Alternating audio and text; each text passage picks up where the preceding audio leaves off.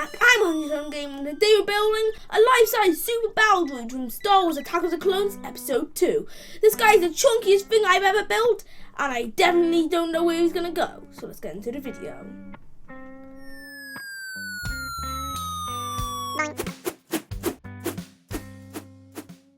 After living with Roger the Battle Droid for a while, I decided he needed the guidance of an older brother. The Super Battle Droid first appeared in Episode 2 Attack of the Clones in the Battle of Geonosis. They were described as tougher, bigger, stronger, and stupider. That didn't stop them from becoming the strong arm of the Confederacy. We looked on Etsy where we found Project 842 had made an amazing Super Battle Droid model, link in the description, and we snapped it up and made sure to print it out.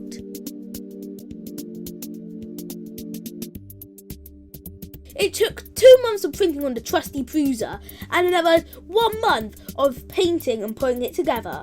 I believe it. It took 14 kilograms of PLA plastic and another 10 cans of spray paint. This took a long time. Patience! For the Jedi, it is time to eat as well. The hardest part about building the Super Battle Droid's torso is that it's 1 meter tall and it's chunky. Oh Lord, he coming! So we've had to print it out into multiple little pieces like these and put them together like this and put super glue on them. And eventually, they'll turn into one massive piece like this. Whee! This took a long time. We had to split the massive legs into multiple pieces, otherwise it would be too big to fit on our printer. I wish I thought so. The designer of the model also put in 2 small holes to put metal rods in so that it would stay sturdy. They go from the thigh to the shin.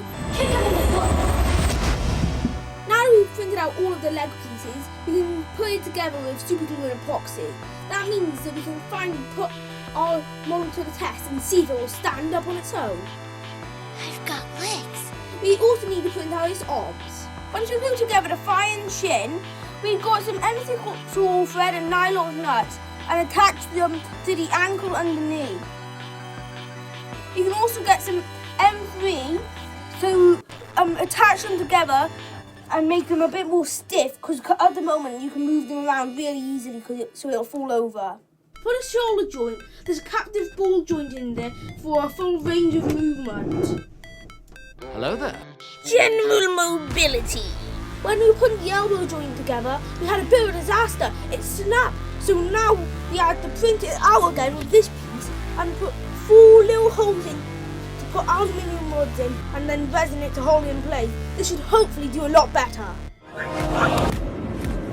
We used M6 all thread and nylon nuts to hold the major joints together. We used M3 bolts to make sure that we have lots of movement in the fingers, as you can definitely tell, because look at how much movement we can get. Ooh, yeah. 他叫做 Michael Rosen. Nice. One thing that we forgot to mention is that in the movies, the Super Battle Droids have them blasted in their arms instead of them using it with a gun. So we decided to print out a right arm without the blaster extended and a right arm with the blaster extended, so we can easily choose which one we like better. One really good thing about this model is that they made it so that we can detach his head from his body. That means on a later day we can put lights inside, which means we can make it more nice and glowy. Hey, what are you trying to push on us? As soon as I finished printing the parts, I started gluing them together. And I'm pretty sure this is the single biggest part that we've ever made. That's no moon. And now, I'm just now eternally asking myself if I may have made an error. Let's get on to sanding and painting. First, we gave it a thin coat of P38. Then we got a Ryobi sander and made sure it was nice and smooth for when we covered it in paint, which would be very handy as it would make it look a lot nicer. I don't like sand. Now that I finished the base coat using cheap Chinese gunmetal spray paint, remember to wear a face mask when you're spray painting. This stuff stinks of asbestos. Though it's not perfect, I'm pretty sure, because it's a Super Battle Droid and it goes into lots of battles and definitely comes out damaged, I can use my new airbrush to cover it up with battle damage to make it look a bit better at the same time. To make it look like it had a few burn marks and a few pieces of rust now and there, I use my airbrush Liquitex ink, burnt umber and black and red oxide. This turned out well in the end.